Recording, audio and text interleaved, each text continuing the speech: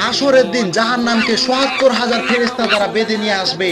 তখন জাহান্নাম বলতে থাকবে, কোথায় গুনাহগারগুলো কোথায়? হে আল্লাহ, তাদেরকে তুমি তাড়াতাড়ি আমার পেটের মধ্যে দিয়ে দাও। তখন আল্লাহ বলবে, জাহান্নাম তুমি একটু অপেক্ষা করো, কিন্তু জাহান্নাম থামতে চাইবে না।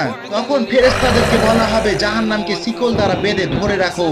আর জাহান্নামের এই অবস্থা দেখে আমাদের প্রিয় নবী সিজদায় পড়ে যাবেন।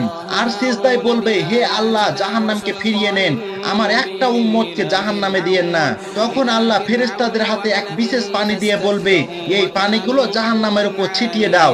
ফেরেশতারা এই পানি ছিটানোর সাথে সাথে জাহান্নাম পিছে পালিয়ে যাবে।